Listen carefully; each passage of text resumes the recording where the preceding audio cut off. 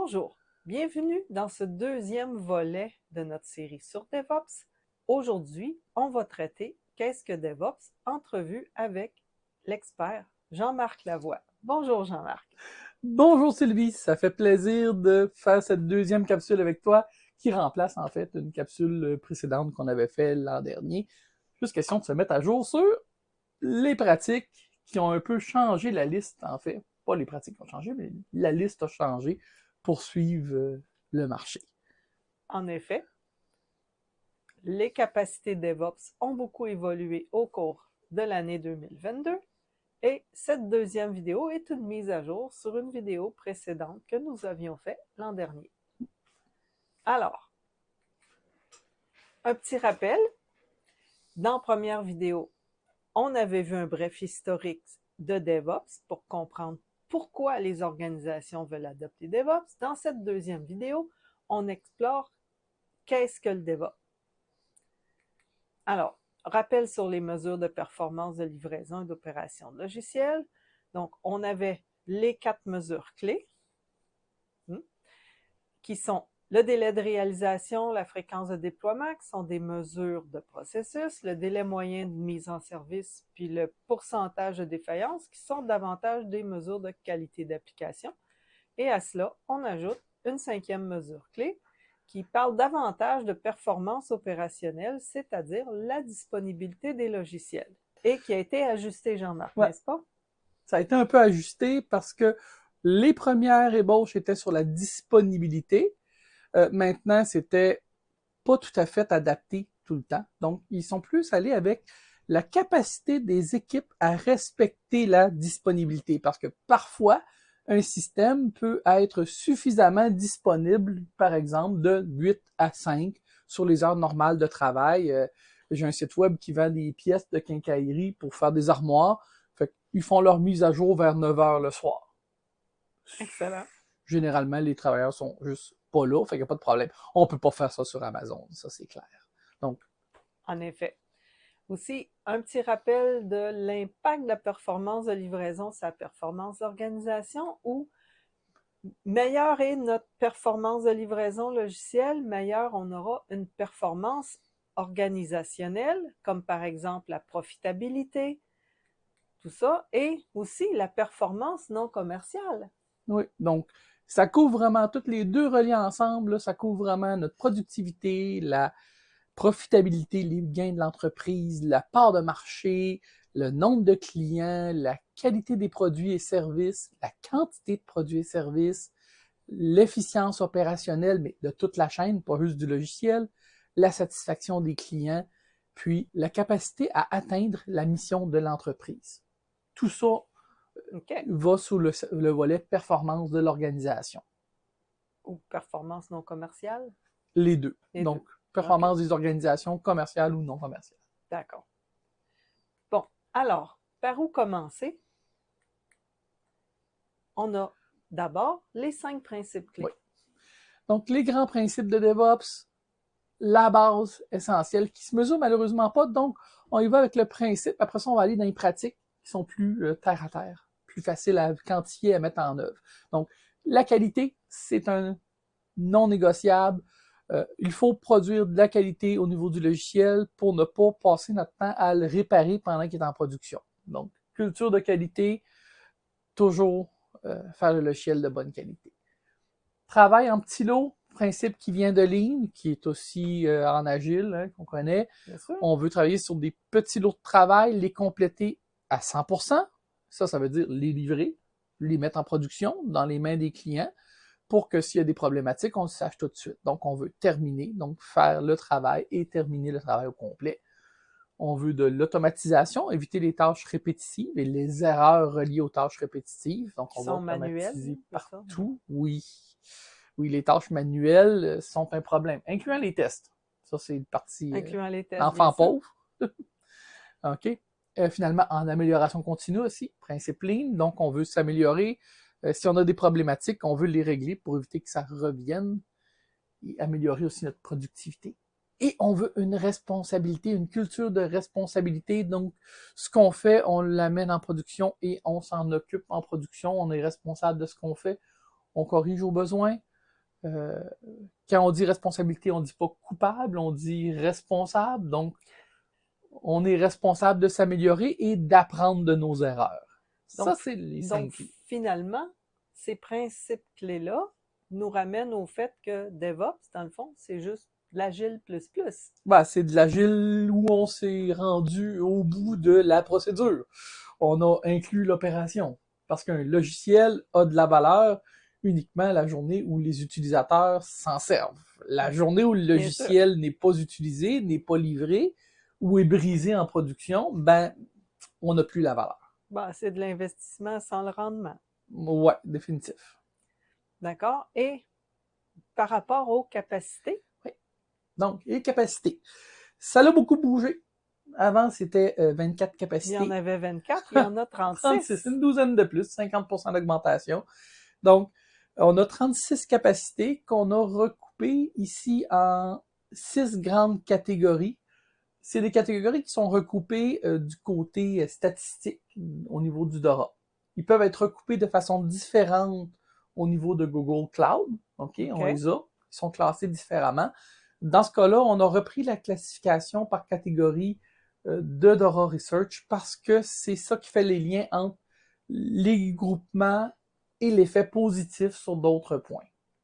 Donc, on commence. Excellent. Donc, il y a 14 capacités techniques. Oui, ça l'augmente un peu. On en avait 11 avant. Il y en avait 11, puis là, il y en a 14. Oui. 3 en lead management. Il y en a une qui a été déplacée. Elle s'est retrouvée en dehors parce qu'elle n'était pas assez corrélée statistiquement. Elle est juste rendue à côté, c'est pas grave. On a 4 en développement de produits lignes, les mêmes qu'avant. 5 en leadership transformationnel, pas de changement de ce côté-là. 5 en culture, donc on a explosé la culture de Westrom, qui était principalement le grand point. Puis donc, on a 5 autres qui sont un peu trop indépendantes, qui sont situées un peu en pourtour d'un grand tableau d'interrelation des capacités. D'accord. Donc, ben là, ce que ça nous montre, c'est que la version en début 2023, c'est que les aspects culturels prennent de plus en plus de place pour réussir DevOps. Oui, culturel, transformation prend encore de la place, mais le côté culture est très important. OK. Est-ce qu'on peut les voir? Oui. Bon, on va y voir tout à l'heure. On va commencer par les capacités techniques. Bien sûr. On va regarder la culture tout de suite après. Alors, qu'est-ce qu'on a? C'est quoi ces 14 capacités techniques? OK. Donc, capacité technique. On parle de contrôle des versions, de versionner le code, mais pas juste le code, versionner ce qui accompagne le code, les scripts de mise en production. Ils ont trouvé qu'il y avait plus de valeur à mettre sous configuration de mettre sous version. Sous version. Excusez-moi. Version, c'est gestion des configurations, c'est un peu ça. Ils ont trouvé qu'il y avait plus de valeur à mettre sous contrôle de version, les configurations puis les scripts de déploiement que le code source lui-même. Okay? Ça a un plus grand gain parce que juste mettre le code source, mais pas la configuration qui vient avec, crée autant de bugs. Ah, okay? Intéressant. Tout simplement.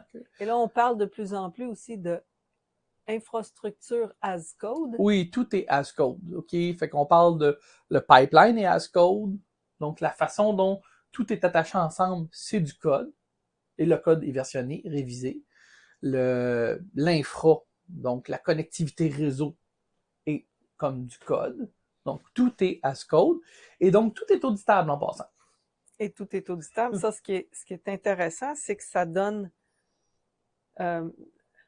des os à gruger à ceux qui font les audits. Encore, faut qu'ils prennent le changement. Ça, c'est... faut qu'ils prennent le virage. C'est OK. Au lieu d'avoir une preuve papier qui dit que tu as fait toutes les étapes, il y a une preuve scindée dans le pipeline comme quoi les étapes doivent être faites. Parce que le pipeline ne le laisse pas passer. Donc ça, c'est la preuve. Fait que la preuve ne vient plus d'elle-même. La preuve est juste omniprésente en permanence. Puis ça, c'est un changement de culture au niveau des audits. Au niveau des audits, c'est ça. Beaucoup de discussions de ce côté-là. Il y a une modernisation qui se fait là. Oui, beaucoup. OK. Prochain. Ensuite, développement à branche unique. Là, on parle de ramener le code sur la branche qui est mise en production le plus rapidement possible. Fait que je vais y aller avec le grand concept de base. On veut pas être puriste sur la façon de faire les branches. Le principe, l'objectif qu'on veut, c'est de pas avoir de branches qui pourrissent à côté de la production. Ouais. On me disait que une branche, c'est comme un poisson dans le frigo. Passé 3 jours, ça se met à sentir. Oui, définitivement. S'il y a beaucoup de mouvements, s'il y a beaucoup de développeurs sur une base de code, Faut y aller très plus souvent. rapidement, oui, il faut y aller plus rapidement parce que très rapidement, le code va devenir désaligné de la branche principale. Puis la journée où on a une petite anomalie en production, ben si le code sur lequel vous travaillez date de 3 semaines, un mois, il est plus similaire à la production, fait que c'est difficile de reproduire les bugs. Fait qu'on veut de quoi de très proche. Fait que très proche, pour certains peut être 1 heure, pour certains peut être quelques jours, pour certaines semaines, mais c'est sûr qu'on veut pas 6 mois. On Non, veut pas 3 mois non plus. mais on le veut le plus court possible. Oui. D'accord. L'intégration continue. Oui. Donc, Donc, ça, on faisait déjà ça en agile, j'imagine qu'on poursuit. oui, on poursuit. On espère qu'on le faisait bien. C'est assez répandu maintenant. Donc, les outils qui prennent le code, euh, le compilent, le mettent dans un environnement et le testent. Donc, il est testé de façon continue au niveau de l'intégration. OK? On veut que... Puis, idéalement, le plus vite possible en production, bien sûr. OK? Mais au moins, on veut l'intégrer avec les autres systèmes autour. L'automatisation des déploiements. Donc, on veut pas de déploiement manuel. On veut que ça soit même le pipeline, donc le système de build qui déploie notre application. Et c'est automatisé, évidemment. C'est du clic-bouton, là. Ah, l'automatisation Ouais. du déploiement, c'est ce que ça veut dire. On a fait du clic-bouton pour le déployer en production.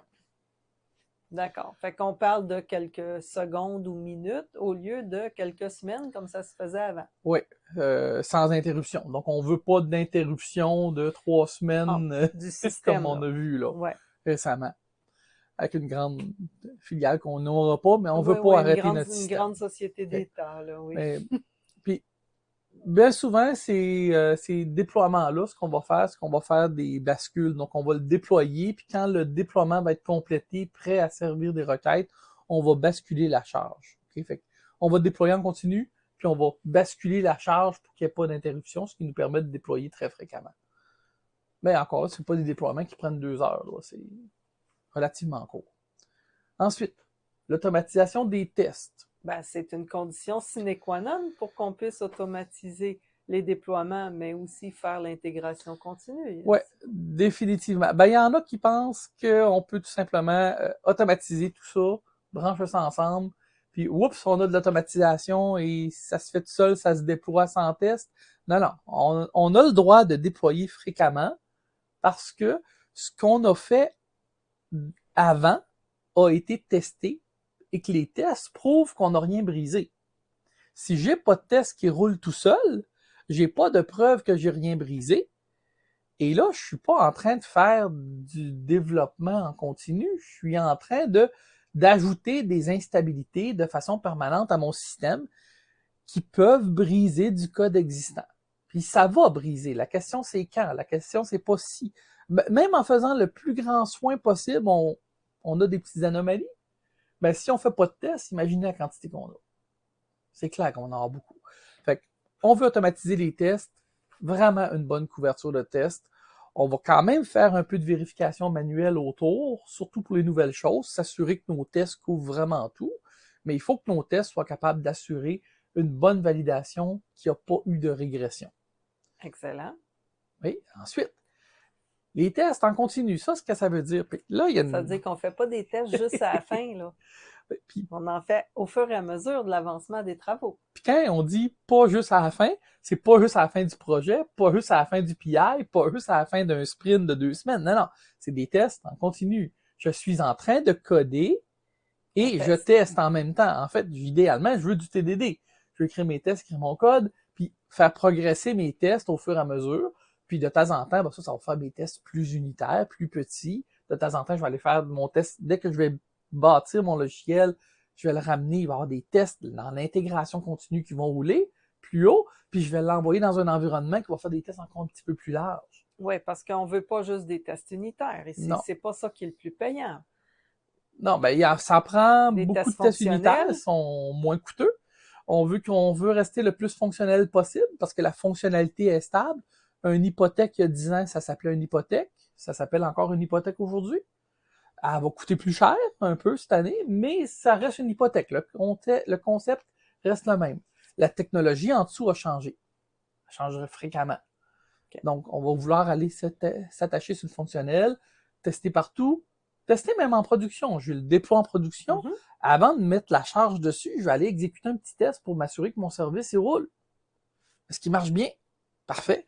Maintenant, ça se peut que je fasse un appel ou deux sur ma production directement pour m'assurer que j'ai une réponse normale. C'est des tests en production. Excellent. Si le comportement n'est pas le même, ben le test passe pas. OK. Ensuite, donc, permettre aux équipes de choisir leurs outils. Ben, ça, il y a beaucoup de gestionnaires que je connais qui seraient contre ça et disent « Ah non, il faut que ce soit les gens de l'infrastructure qui aient testé les outils et qui les aient autorisés à l'avance. » Alors, comment on peut faire ça, Jean-Marc, dans une grande organisation où on veut restreindre, pour des raisons économiques, le nombre d'outils que les équipes vont utiliser? On va avoir une palette d'outils standards recommandés, bien documentés avec les formations nécessaires pour que les développeurs puissent choisir. Fait qu'on va standardiser quand même une certaine palette, mais il faut quand même laisser un peu de choix pour briser les règles puis aller un peu à côté aux besoins, parce que sinon, il n'y aura pas d'innovation. Si c'est l'équipe d'infra qui choisit les outils, les nouveaux outils qui sont plus à la page, plus modernes, plus adaptés à ce que les devs font, vont prendre beaucoup trop de temps à arriver. Okay? Les devs vont avoir le temps de partir avant que l'outil arrive. D'où l'importance en DevOps d'avoir des gens spécialisés en infrastructure qui travaillent au sein des équipes. Définitivement, ça prend des équipes multidisciplinaires. Des équipes mixtes. Donc, il faut que les ops fassent partie de temps en temps de l'équipe, puis viennent travailler dans l'équipe. Okay? On va en reparler dans l'infrastructure cloud. D'accord. Donc, gestion des données de test, ouais. Alors là, oui, ça, c'est un défi et un enjeu dans plusieurs organisations. Quand on parle de gestion des données de test, on parle pas de trouver les données de test dans une copie de la production. Là. On parle de générer des données qui sont viables, souhaitables pour exécuter des tests, puis des données qui sont bonnes, des données qui sont mauvaises et des données qui sont représentatives. Il y a un de mes copains qui m'expliquait, dossier de la santé, bien intéressant. Sauf que on peut pas faire une volumétrie sur le fait que j'ai 30 000 enregistrements pour 300 patients, donc ça me fait 100 enregistrements par patient. C'est pas comme ça que ça marche. Le patient qui passe une fois par année, il va avoir un rapport par année.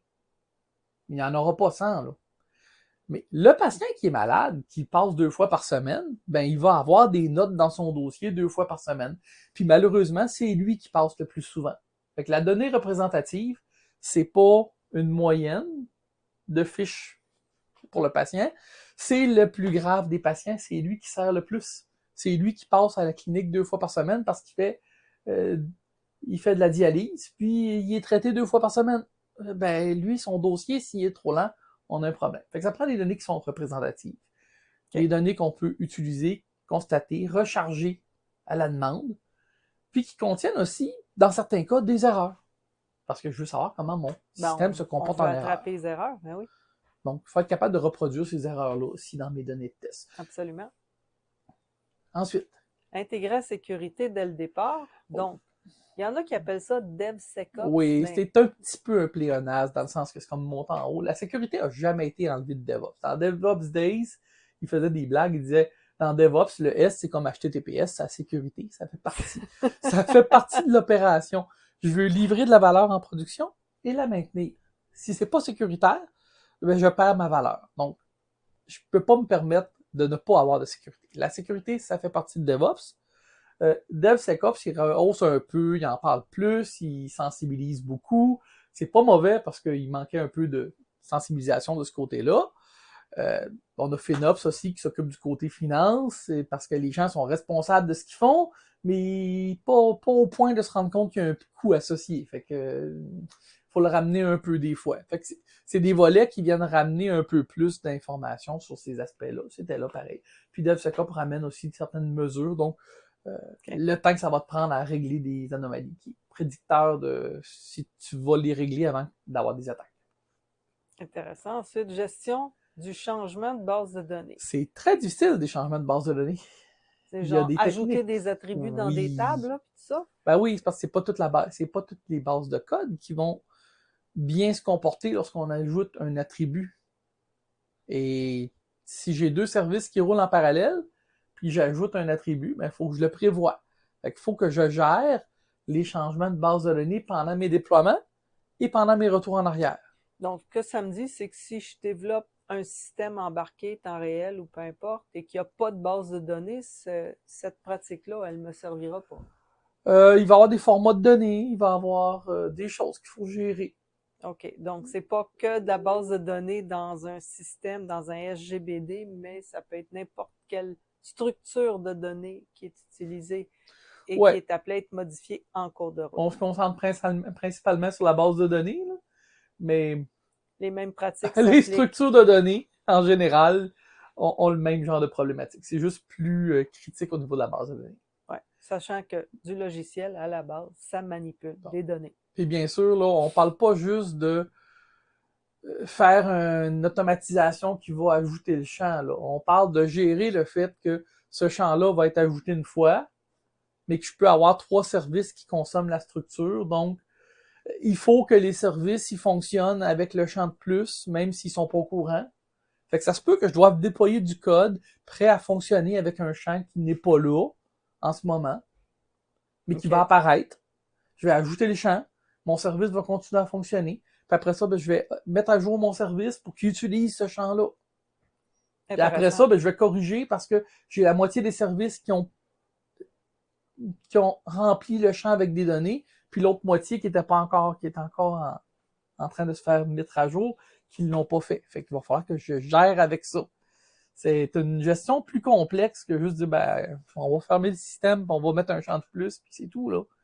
On est en train de parler d'un système qui doit rester vivant bien souvent. Et tout ça, c'est ça, pendant que les utilisateurs utilisent le service. Oui. Ensuite, on a l'architecture découplée. Oui, qui était là depuis le début. C'est là depuis le début, évidemment. On ne peut pas faire de DevOps et travailler en silo si notre architecture est fortement couplée. Oui. C'est juste pas possible. Du monolithique, là, non. Ben, monolithique, s'il est découplé, parfois un monolithique est déjà scindé en petits morceaux, puis on est capable de développer par petits morceaux. Ça fait encore la job. Mais moins, à cause des architectures cloud qui ont vraiment beaucoup évolué, il commence à avoir une différence qui est plus marquante. Dans les premières années de State of DevOps, on trouvait que juste que le fait d'avoir une architecture qui est découplée, qu'importe le type de système, ça n'avait pas tant d'impact que ça. Mais là, on commence à parler du type de système. OK. Ensuite, gestion du code. Donc, qualité, réutilisable, maintenable, bien évidemment, on le sait, il y a un principe agile aussi qui dit que la qualité va favoriser l'agilité. Donc, dans le cas du DevOps, si on n'a pas de qualité, ça va être difficile de bien évoluer. Ouais, ben, on a plusieurs aspects là-dedans. Hein. La première, vraiment, c'est comme tu dis, qualité. Si c'est déjà sur le point de s'effondrer, quand je vais rajouter, ça va s'effondrer facilement. Puis il y a le côté réutilisabilité. Puis là, quand on parle de réutilisable, on parle pas juste de faire une librairie qui est disponible. On parle de faire quelque chose qui est utilisable. OK? Dans le sens que j'ai fait une librairie, je l'ai rendue disponible à mon équipe, mais ça veut dire qu'elle est documentée. Oui, ben puis il faut qu'ils s'en servent. Qu'ils puissent s'en servir, qu'elle soit testée. Donc, tous ces facteurs-là viennent autour. Là. On gère le code, mais aussi la documentation qui accompagne le code. Oui, puis quand on parle de maintenable, en général, ce qu'on veut dire, c'est que effectuer une modification dans du code existant, il faut que ça puisse se faire rapidement parce que le code est clean. Oui. Et ça se résume à ça. Et compréhensible. Okay. Bien, c'est ça. Ensuite, on a surveillance et observabilité. Oui. Donc, surveillance, qui est le monitoring en bon français. Et observabilité, qui est le terme plus général, qui couvre un peu plus. L'observabilité, c'est la capacité d'un système à être débogué, compris, lors d'une défaillance. Donc, l'observabilité va inclure les traces de log, Mais ça va inclure aussi les traces d'appel. OK, quelle est la requête de base de données qui est lente et elle vient de quel bouton dans l'interface et de quelle page? Toute cette traçabilité-là entre le début de la requête et la requête qui est lente, je la veux. Autrement dit, c'est de réussir à fournir à l'équipe de développement des mesures de performance de l'application afin qu'ils puissent améliorer ces performances-là. Oh, oui, pour les performances, c'est un aspect. Pour les comportements, il faut que mes logs soient bons. Pour les tests, il faut que mes tests soient clairs, que j'ai brisé l'application, puis à quelle place je l'ai brisé. Fait que ça couvre vraiment les tests, puis toute cette capacité-là de trouver un problème dans un système qui est rendu complexe, puis il est rendu tellement complexe qu'on connaît pas nécessairement dans quelle situation il va se retrouver en cas de panne. Fait que quand le système va exploser, il va amener avec lui une partie des données, une partie des autres composantes de façon totalement imprévue. Fait que mon système d'observabilité doit me permettre d'aller regarder les pannes, les défaillances, de venir les corréler ensemble, de venir faire cette investigation-là à plus haut niveau, puis de descendre, puis de regarder aussi dans les tests qu'est-ce qui se produit. Peut-être capable de reproduire dans mes tests des cas d'erreur. Fait que c'est large l'observabilité. Beaucoup plus que je mets un système de monitoring qui regarde la mémoire. Okay? Ben, c'est pas suffisant, en effet. Puis je peux surveiller aussi, non pas les coordonnées, non pas les coordonnées. Ben, c'est là qu'on veut surveiller, par exemple, si notre serveur est sur le point de manquer de capacité de façon à faire une VM on demand. Là. Ça, c'est la base. Si le serveur manque de capacité, on va partir un autre service, un autre microservice. Un autre VM, c'est un petit peu plus ancien, mais on va partir un autre microservice à côté. Les VM, c'est le fournisseur du cloud qui va la partir en arrière pour nous de façon transparente, qui va permettre de... Et ça de façon automatisée oui, aussi. Oui, lui, il le fait déjà de son côté. C'est rare. On fait un petit peu moins dans la VM. On fait plus dans l'infrastructure cloud. Justement, ça s'en vient juste après. Tu casses le punch. Fait que... Mais ce qu'on veut là, donc dans notre surveillance, vraiment, c'est de regarder aussi le comportement de notre application. Si tout d'un coup, la quantité de billets qui sont créés dans notre système baisse drastiquement, c'est parce qu'il y a un problème. Fait que je veux voir pas juste la mémoire puis la consommation technique, mais je veux voir des données qui correspondent à mon application elle-même. Est-ce que les clients vont la voir, la page? S'ils voient plus la page, il y a peut-être un problème avec le lien. C'est un indice. C'est un indice. Fait qu'on veut ça. Bon. Évidemment, notification proactive des GSEC, c'est ce qui découle de cette surveillance? Oui. Ça envoie un message d'avance? Oui. Tu es à 80% de consommation de l'espace disque sur ta base de données. Si ça continue, dans 4 heures, elle va être pleine. Parfait. Ça me laisse finir mon souper. Et c'est ça. On a chargé, on avait on avait le droit à 4 instances. Ben, on est rendu à 4. J'aimerais mieux te l'avertir. La charge est encore haute. J'ai mis 4 instances. Là, ça va commencer à ralentir. Je veux le savoir avant que le client m'appelle. Puis avant que mon patron m'appelle. Excellent. Et ces capacités techniques, quels sont les avantages qui vont nous amener? Donc, les capacités techniques, c'est prouvé dans les études de State of DevOps que ça améliore la livraison continue. Alors, quelle est la différence entre déploiement continu et livraison continue? Donc, généralement, on va avoir un bouton entre les deux. La différence, c'est principalement un bouton. Donc, la livraison continue, on est capable de faire la livraison continue, on va packager l'application, puis il va être prêt, il va fonctionner. Le déploiement, ben, il faut cliquer dessus. Le déploiement automatique, déploiement continu, donc le continuous integration, qui consiste à bâtir l'application, la packager, de toute la préparer. Puis le continuous deployment, le CI/CD. Oui. Le deployment, c'est que parce que tous les tests sont passés et que j'ai fait une pull request, donc j'ai approuvé le changement, et que ça répond aux besoins fonctionnels qui sont dans les tests, et que ça a été accepté, et que mes tests roulent encore, et que mon changement est passé, il est mis en place, qu'il n'y a rien brisé. À cause de toutes ces raisons-là, ça peut aller en production tout seul.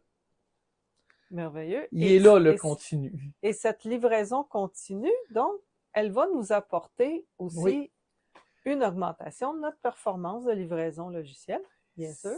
C'est sûr que si juste en faisant une demande de pull request, en ayant des filets de sécurité autour, ben, je vais déployer plus souvent parce que je suis capable de le faire, puis ça brise rien.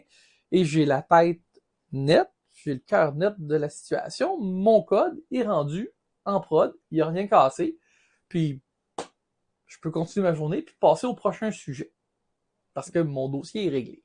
Fait que je vais le faire plus souvent, c'est clair. OK. Ça va être plus facile de réparer aussi. Parce que mon changement va aller plus vite. Ça, ben, ça a une couple d'effets, oui.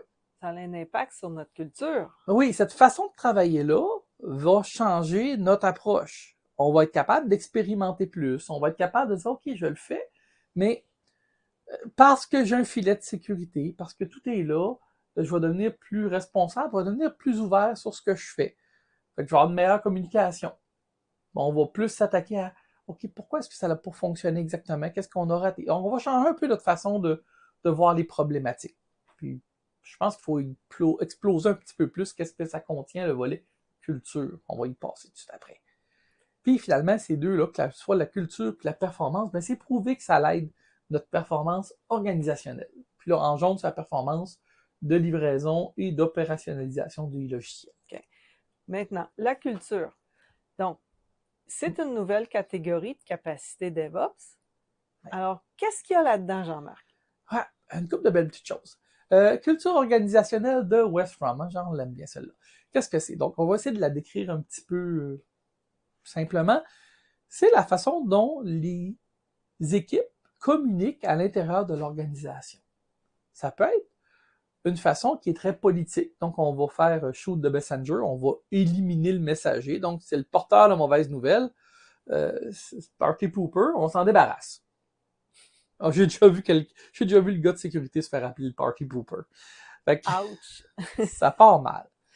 Donc, on va soit ignorer le messager, puis une culture très bureaucratique. Alors là, le messager qui fait état d'un problème. Donc, en ignorant le messager, on veut aussi ignorer le problème puis le mettre sous le tapis comme s'il n'existait pas. Oui. On continue, on va vivre avec les conséquences. Ce qui nous empêche de nous améliorer. Effectivement. Et finalement, la dernière, qui est une culture plus collaborative, une culture générative, où là, on va s'occuper du messager, puis on va voir, OK, qu'est-ce qu'on peut faire? Et ce sont les organisations qui appliquent ça, qui encouragent les messagers, c'est-à-dire les problèmes, on veut les savoir, on ne joue pas à l'autruche ici. Donc, on veut connaître les problèmes parce qu'on veut les éliminer ou améliorer une situation. Et ce sont, elles, ces organisations qui sont les plus innovantes. Oui.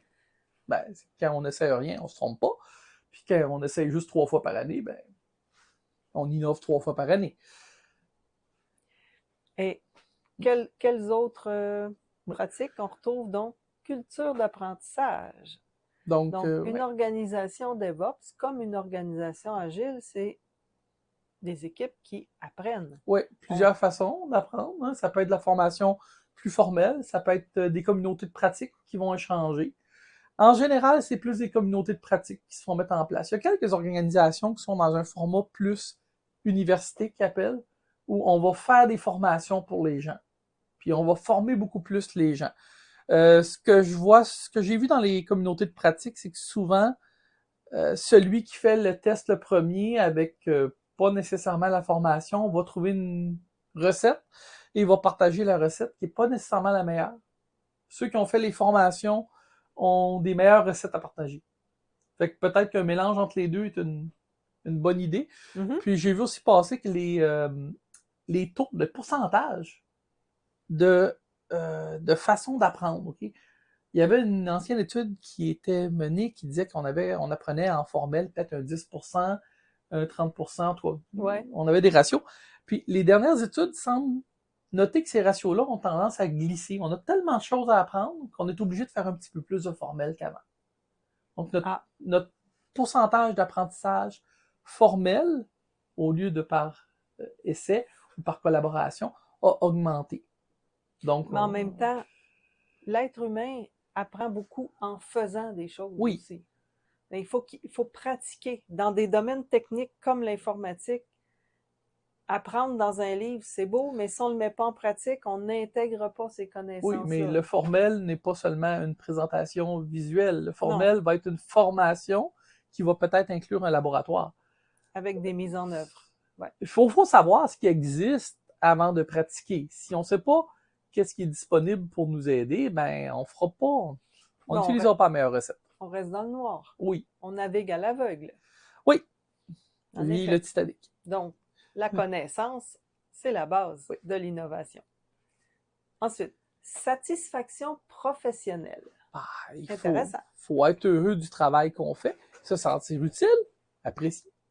Il faut que ce qu'on livre, on se rende compte que, OK, parfait, on a livré de la valeur, le client s'en est servi. Si ça prend 6 mois, 1 an avant que le produit soit dans les mains de l'usager, ben, c'est pas intéressant. Puis là, on va avoir de la satisfaction à faire des outils qui sont utilisables, utilisés par notre utilisateur final. Puis on va aussi avoir de la satisfaction sur la qualité qu'on a fait, sur des choses qui ne brisent pas. Oui. C'est le fun d'avoir du code qui brise pas. C'est pas tout le temps. J'aime pas ça, me faire réveiller en plein milieu de la nuit. Ben, beaucoup de développeurs que je connais aiment créer des nouvelles fonctionnalités, mais ils vont détester devoir corriger des bugs ou aller travailler dans du code peu maintenable, etc. Alors, en DevOps, la culture de la qualité devient très importante.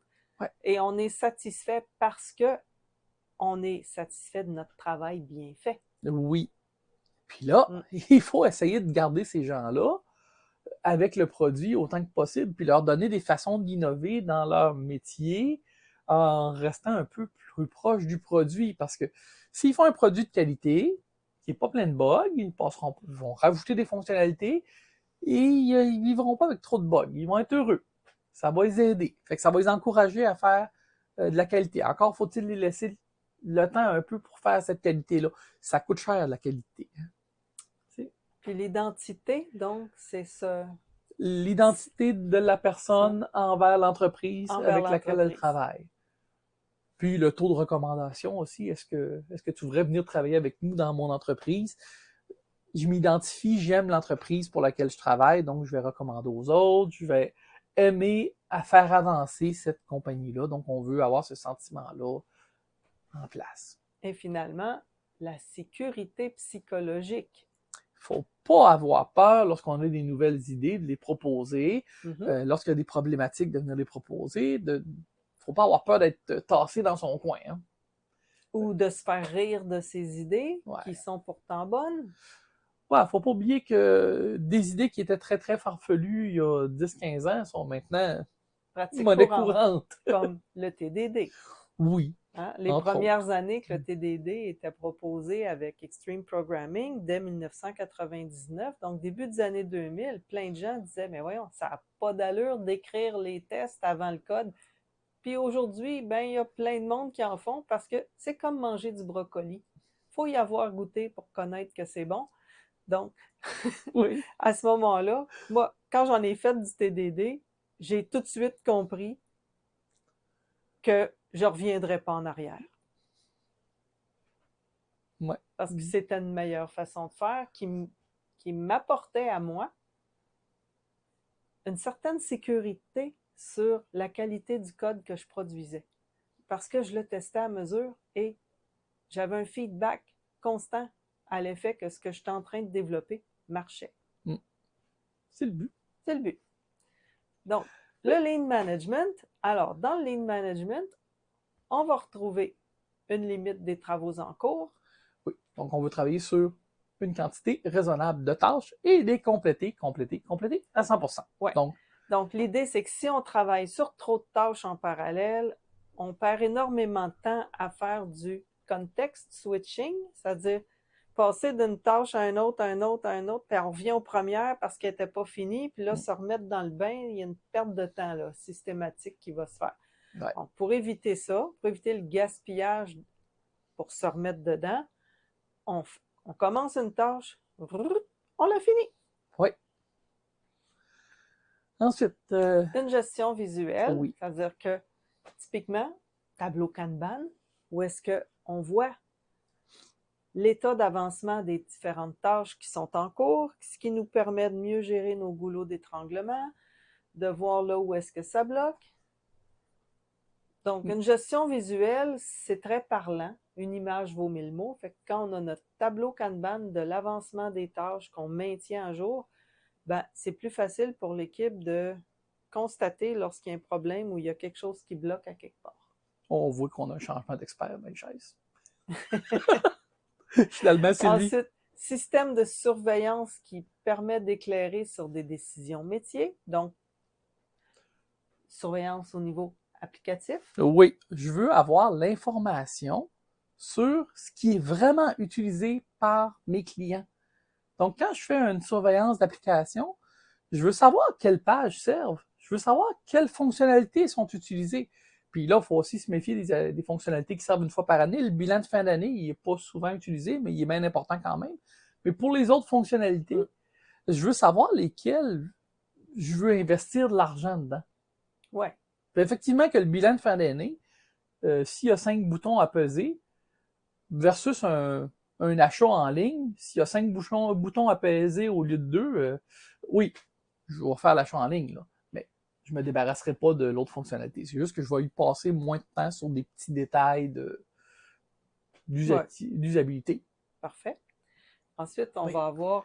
Il y en a une qui est déplacée. Oh, c'est vrai, parce que dans Lean Management, il y avait avant 4 capacités. Oui. L'approbation des changements qui a été déplacée. Qui a été déplacée. Juste une question de corrélation. Elle irait très, très bien dans Lean Management parce qu'on s'entend que si ça prend un comité d'approbation pour les changements que je dois mettre en production, puis que ça prend une semaine à avoir un OK, je vais avoir de la difficulté à déployer tous les jours. Okay. Ça va être problématique. Mais lorsqu'on applique ces 3 capacités-là, encore, statistiquement, ça a été démontré que ça avait un impact positif sur notre performance de livraison logicielle. Ben oui, plus petit lot, donc je vais livrer plus souvent. C'est le goût. Ça va changer aussi ma culture.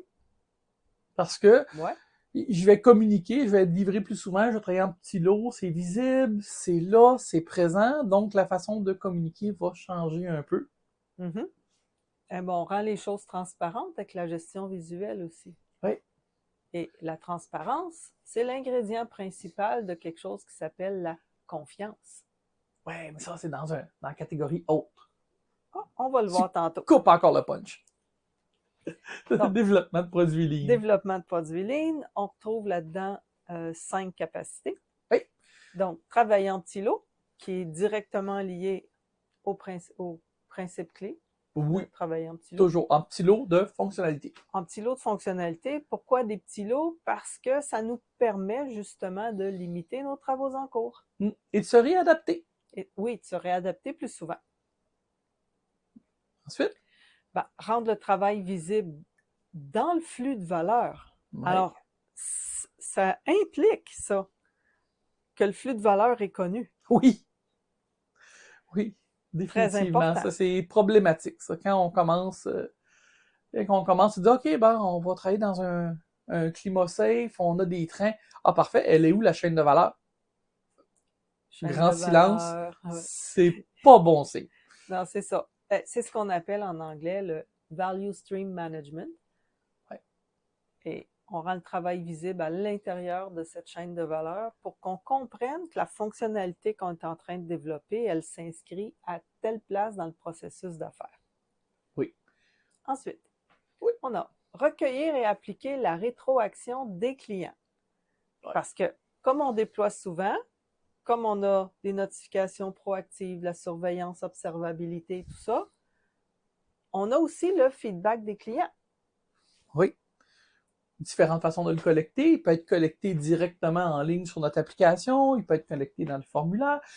Il peut être collecté par le fait que ma nouvelle fonctionnalité, qui était utilisée 20 fois par heure, est maintenant utilisée 25 fois ou au contraire 15 fois par heure. S'il y a une baisse directement reliée au changement que j'ai fait, ou si je fais une comparaison, si j'ai assez d'utilisateurs, puis je fais un groupe d'utilisateurs témoins qui le laissaient, et que dans ce groupe-là, l'utilisation baisse, ben, c'est une cueillette d'informations des utilisateurs. C'est une rétroaction. Ça peut être des sondages, ça peut être plein de choses. ça peut être les commentaires, Oui, puis c'est le service à la clientèle. ça Là. peut être, on va juste leur poser la question aussi. Oui, des fois, ils le disent eux-mêmes dans le service à la clientèle. OK? Excellent. Ensuite, on a Expérimentation l'expérimentation de de l'équipe. l'équipe. Ah oui. Et ça, c'est pas parce que l'employeur il dit oui, oui, vous pouvez expérimenter que ça va se faire. C'est si on veut que ça se fasse, il n'y a pas de miracle. Il faut leur donner du temps pour le faire. Clairement.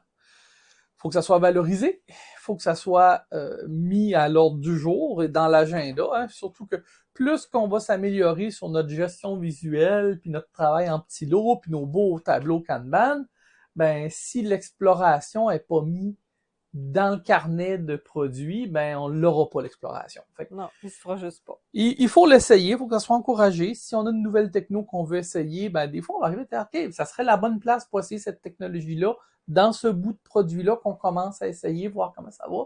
Si c'est un succès, ben, on va pouvoir continuer là-dessus. Fait qu'il faut expérimenter.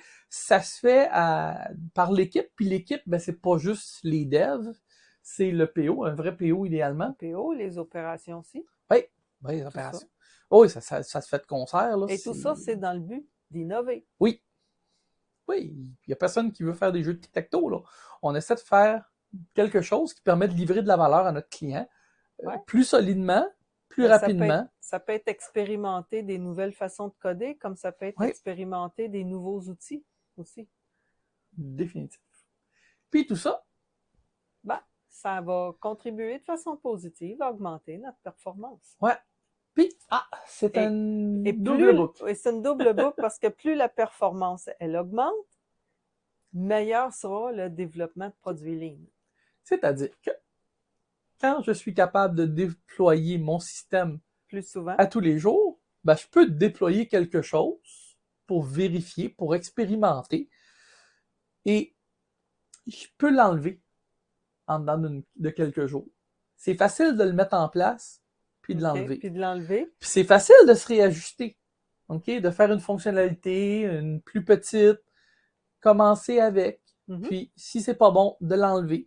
Ce qui fait qu'en ayant cette capacité-là, puis cette meilleure performance, ben, je vais penser ma façon de développer mon produit de façon plus rapide, plus lean, plus en petits morceaux. Je vais changer mon approche parce que je suis capable de le faire.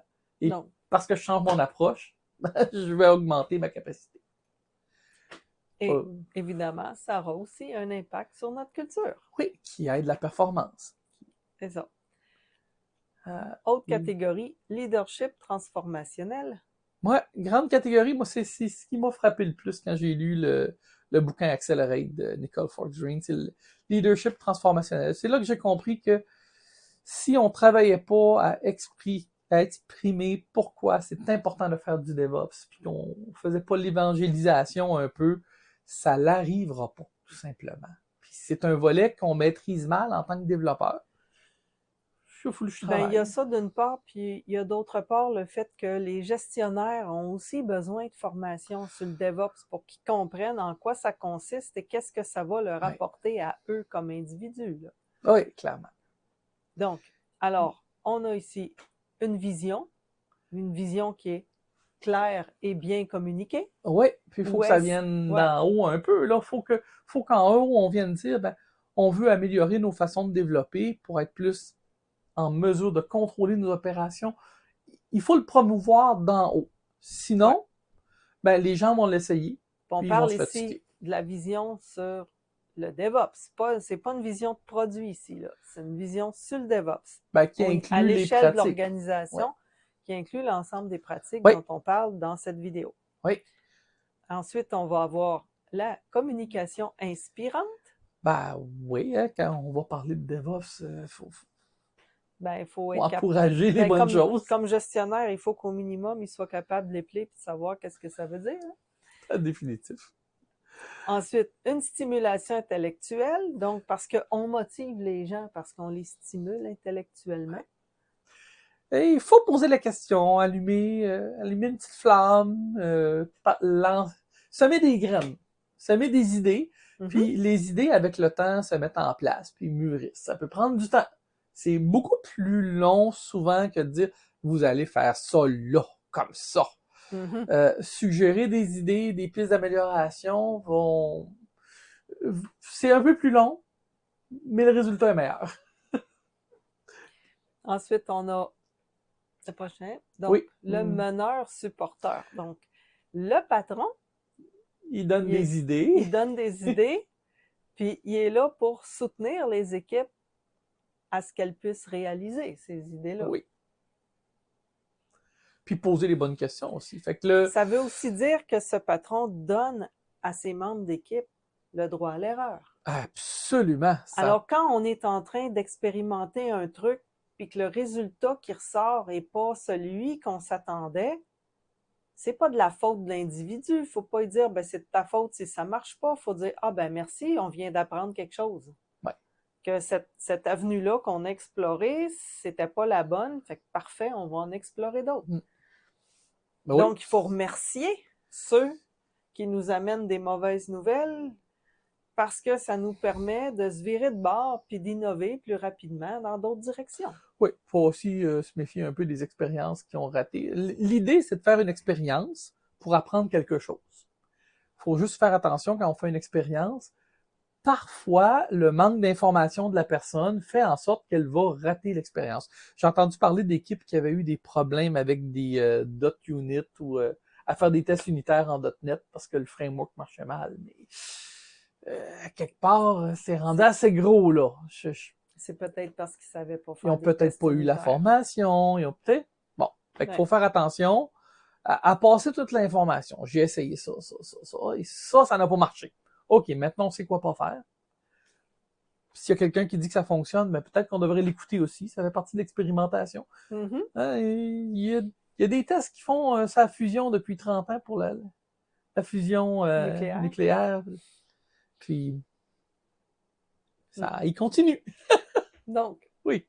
On a aussi la reconnaissance personnelle. Donc, c'est-à-dire qu'on rend à César ce qui appartient à César. C'est-à-dire que le gestionnaire ne doit pas s'attribuer tout le mérite qui revient à son équipe, mais il doit plutôt faire une reconnaissance publique des bons coups de ses équipes. Oui, incluant le bravo gang, votre système, il a pas beaucoup planté récemment. On devrait mettre la pancarte, là, pas de panne majeure depuis un jour, 2 jours, qui augmente un peu comme dans les usines, là, parce que souvent, on met pas l'emphase sur le fait qu'un système qui fonctionne, c'est un système qui livre de la valeur au client. Puis là, les gens, qu'est-ce qu'ils sont récompensés? Ils sont récompensés pour les fonctionnalités qu'ils livrent, sont récompensés. Bravo, gang, vous êtes rentrés la fin de semaine pour régler ce problème-là et qui aurait pu être évité. Pathétique. Mais ils sont pas récompensés pour éviter le problème. Oui, parce qu'on veut pas les récompenser. Sérieux, là, pour rentrer fin de semaine pour corriger des bugs, là, c'est comment ça qu'il y a eu des bugs là, en premier lieu. Donc, s'il y a une meilleure qualité, ça vaut la peine de les récompenser pour ça. Faut quand même dire merci parce qu'il y a une panne pour s'en occuper, mais il faut pas que ça devienne monnaie courante. Faut qu'on remercie de trouver la source de la panne pour que ça ne se reproduise pas. En effet. C'est ça qui doit... Et tout ça, ben, ça va nous permettre de... Ah oui, tout ça, ça a des gains. Parce que cette vision-là va aider les gens à travailler leur capacité technique. Si c'est encouragé, ben, je vais le faire. Si je sais pourquoi, je vais le faire. Ça va encourager aussi le développement de produits lignes. Parce qu'on veut développer un petit morceau, ça fait partie de la vision. Donc, ça change. Excellent. Et on a maintenant les autres, la catégorie autres capacités. Ils n'ont pas de corrélation beaucoup entre eux, ni avec les autres catégories. C'est pour ça qu'ils sont cotés un peu, mais il y en a que, point de vue pratique, ils pourraient vraiment être mis. En fait, si vous voulez mettre en pratique les approches DevOps, vous allez plus prendre une autre catégorisation, vous allez mettre les mesures ensemble, comme c'est fait dans Google, le Cloud DevOps Architect. Le deuxième lien. Le deuxième lien qui apparaît à l'écran, en le bas. Exactement. Lui va vous donner un classement qui est plus orienté par type de compétences ou type de pratique. OK, ça va être mieux. Ce classement-là qu'on a là... Sur le Google Cloud, ce qu'on trouve là, c'est il y a une catégorie rien que sur les mesures. Oui. Oh, il est classé comme ça. Dans le DORA, qu'on présente ici, on n'a pas cette catégorie-là. Mais... Non, ils sont classés par impact statistique. Par impact donc, statistique. parce qu'ils sont reliés ensemble, puis qui ont grosso modo une corrélation entre eux, puis ils se tiennent ensemble, sont groupés ensemble. Donc, c'est les mêmes capacités, mais sont juste Oui. distribuées autrement dans les catégories. Oui. Donc, Les autres. ça nous amène des autres. Rétrospective, c'est un petit nouveau. C'est un petit nouveau, en fait, c'est que la rétrospective, toutes les méthodes agiles qui appliquent l'approche agile avaient de la rétrospective à l'intérieur. Dans le DevOps, ça avait été comme un peu oublié, mais sachant que quand on sait que le DevOps, c'est de l'agile plus, c'est à quelque part des rétrospectives. Il faut en faire. Oui. Ça fait partie de l'amélioration continue. Ben, ça fait partie des pratiques lean aussi. Ça fait partie d'un Kanban. Il y a une rétrospective qui arrive. C'est de l'amélioration continue. C'est ça. Ça fait partie. Donc, c'est prouvé qu'il y a un lien systématique. Il y a un lien avec ça. Autonomie, confiance et écoute. Donc, autonomie, je veux laisser les équipes faire leur travail, expérimenter, essayer. Donc, je veux leur donner l'endroit vers où ils doivent aller, puis les laisser prendre des décisions. Donc, ils doivent avoir le droit de changer certaines règles. Les règles doivent être simples, pas trop compliquées. Il faut pas mettre plus de règles à tour de bras. On parle ici des règles administratives. Des règles administratives, oui. La bureaucratie, c'est à éviter en DevOps, c'est lourd.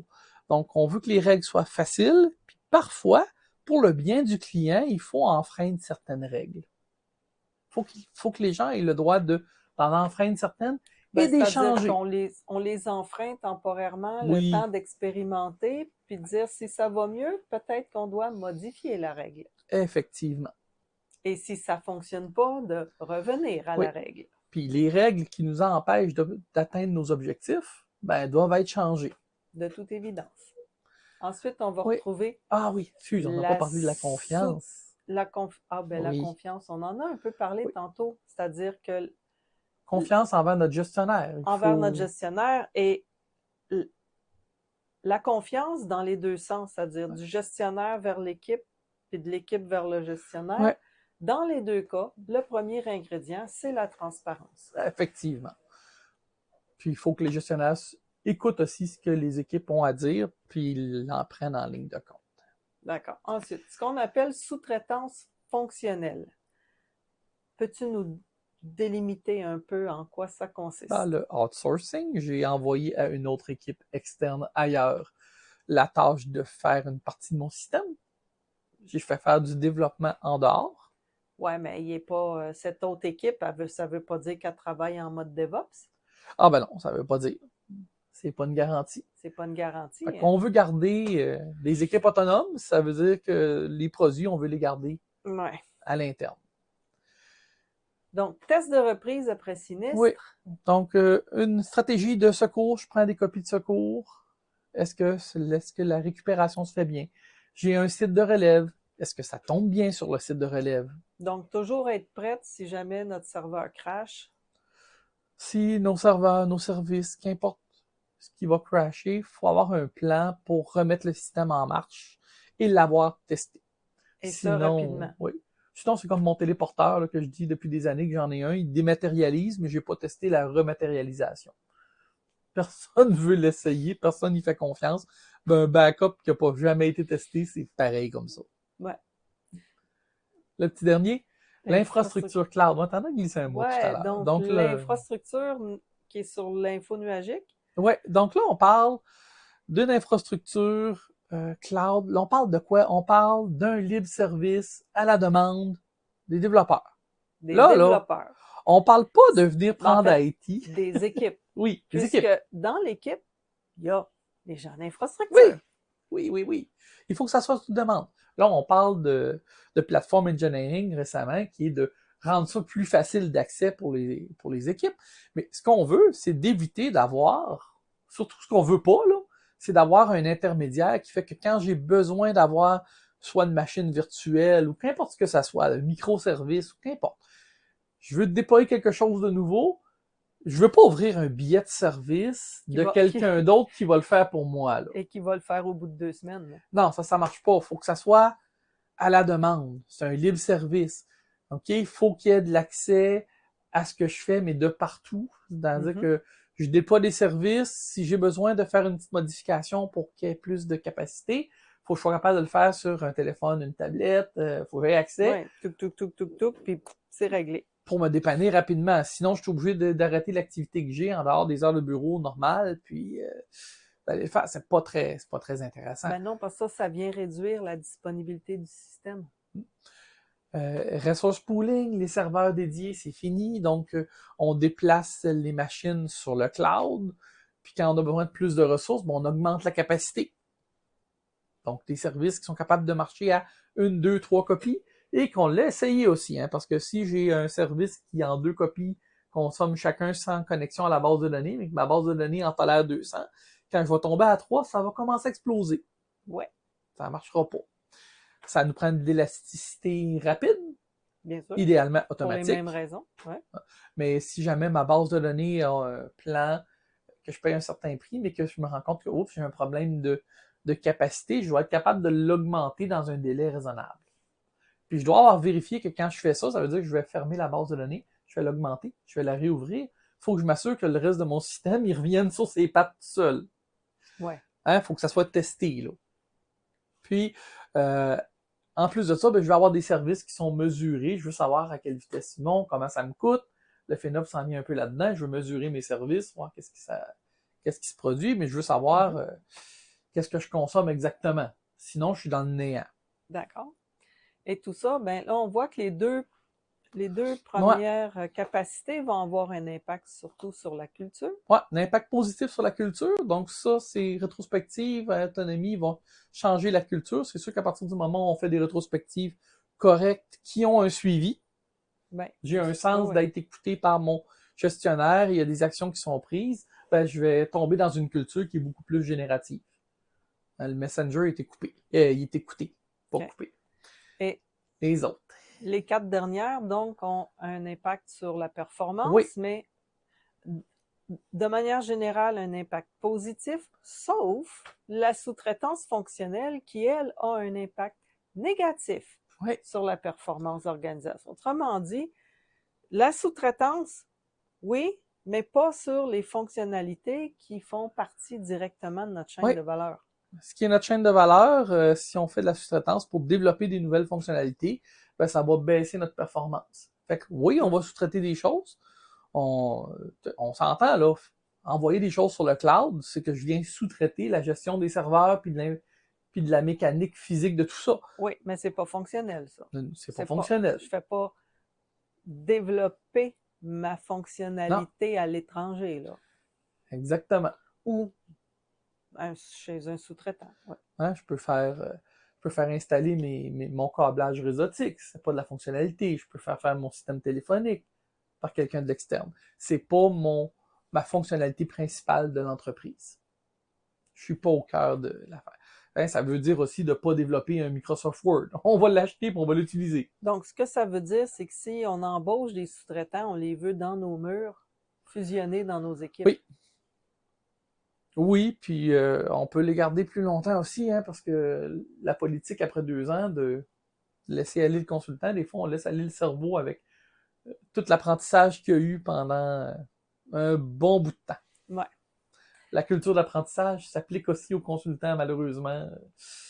Ben, le consultant, c'est juste une autre manière de payer quelqu'un qui est à notre emploi. Il n'est juste pas officiellement employé, mais il fait partie de l'équipe pareil.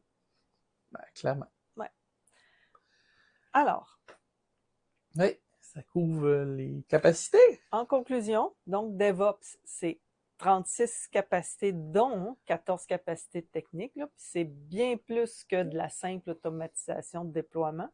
C'est de l'agilité plus plus. C'est efficace et efficient parce qu'on élimine le gaspillage, donc ça sous-entend une approche lean. Oui. Et quels sont les obstacles, Jean-Marc, pour adopter DevOps? Ça, on va être obligé de passer à la 3e capsule, qui en fait a déjà été... On retourne dans le temps. La 3e capsule qu'on avait enregistrée l'an dernier, qui parle des antipatrons culturels nuisant au DevOps. Alors, nous vous invitons à visionner la 3e vidéo qui traite des antipatrons culturels qui nuisent à l'adoption de DevOps. Merci Sylvie, ça fait grandement plaisir. À la prochaine.